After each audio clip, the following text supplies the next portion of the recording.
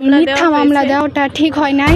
Sir একজন অত্যন্ত ভালো একজন শিক্ষক। একজন শিক্ষকের বিরুদ্ধে এনসিপি কর্তৃক মিথ্যা মামলা দায়েরের প্রতিবাদে গাজীপুর শ্রীপুর উপজেলার তেলেহাটি ইউনিয়নের তেলেহাটি উচ্চ বিদ্যালয় থেকে ছাত্র শিক্ষক সবাই মিলে তারা প্রতিবাদ এবং মানববন্ধন করেছে। তাদের দাবি হলো তাদের প্রাণপ্রিয় শিক্ষক জনাব ফরহাদ স্যারকে যেন খুব তাড়াতাড়ি অতি দ্রুত এই মিথ্যা মামলা থেকে যেন প্রত্যাহার করা হয়। 24 ঘন্টার ভিতরে তার প্রত্যাহার, এই মামলার প্রত্যাহার চাই। এই দাবিতে আমাদের এই কিছুক্ষণের মধ্যে যদি না মানা হয় আমরা এর বিভিন্ন অন্য পদক্ষেপ নিতে বাধ্য হব। এনসিপির পক্ষ থেকে মামলা দেওয়া হয়েছে, হত্যা মামলা। ফরহাদ স্যার কোনো সময় কোনো আন্দোলনে অথবা কোনো জায়গায় মিছিলে কোনো সময় যোগ দেয় নাই। মিথ্যে মামলা দেওয়ায় স্যারে ভালোভাবে স্কুল আসতে পারতেছে না। মিথ্যে মামলা, তাই আমরা দাবি করেছি স্যারকে যেন মিথ্যে মামলা থেকে বঞ্চিত করা হয়। আমরা এই স্যারকে স্কুলে প্রতিদিন যেন আসতে পারে, আমরা এটা চাই। আমাদের যে ফরহাদ স্যার, তাকে আমরা ছোট থেকে চিনি, দীর্ঘদিন যাবৎ যেহেতু আমরা স্কুলে অধ্যয়ন করছি, আমরা তাকে ছোট থেকে চিনি। তিনি এই ধরনের কোনো কাজ কোনো দিনই করতে পারেন না। আমরা এখন এটাই চাই যে 24 ঘন্টার ভিতরে এই মামলাটা প্রত্যাহার করা হোক। এমন একটা মিথ্যা মামলা করা হয়েছে, আর আমি এই মিথ্যা মামলা প্রত্যাহারের দাবির জন্য এখানে আজকে দাঁড়িয়েছি। আর আমরা এখানে এসেছি নিজ থেকে এসেছি, কেউ আমাদেরকে জোর করে নাই। আমরা চাই এই মিথ্যা মামলাটা যেন আজকে 24 ঘন্টার ভিতরে যেন এই মামলাটা উঠে নেওয়া হয়। রাজনীতিবিদ নন, স্যার একজন সাধারণ শিক্ষক। স্যারকে মিথ্যা মামলায় ফাঁসানো হয়েছে। আমরা চাই 24 ঘন্টার ভিতরে এই মিথ্যা মামলা উঠিয়ে নেওয়া হোক।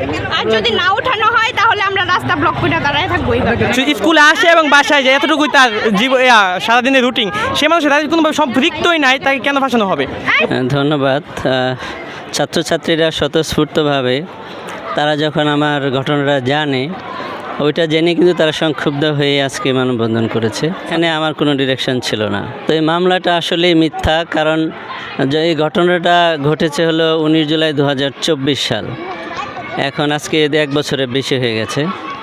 আর আমার নামে এফআইআর করা হয়েছে গত মাসের 2 তারিখ। কাজে এটা সহজেই এটা বুঝতে পারবে, কারণ এখন তো ডিজিটাল যুগ, সহজে ট্র্যাক করা যায় যে আমি কোথায় ছিলাম।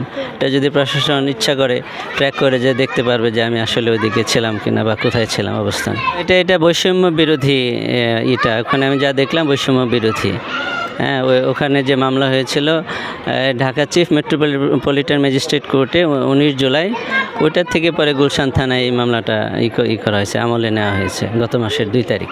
এলে তো আমার করা কিছু নাই, কেউ কিছু বলতে পারবে না। এই ভয়ে তো আসলে আমি, আমার পরিবার, আমার মা বিশেষ করে বৃদ্ধ মা, উনি অসুস্থ হয়ে পড়ছেন, পরিবার, তারপরে আমি নিজেও খুব টেনশনে থাকি। Thank you.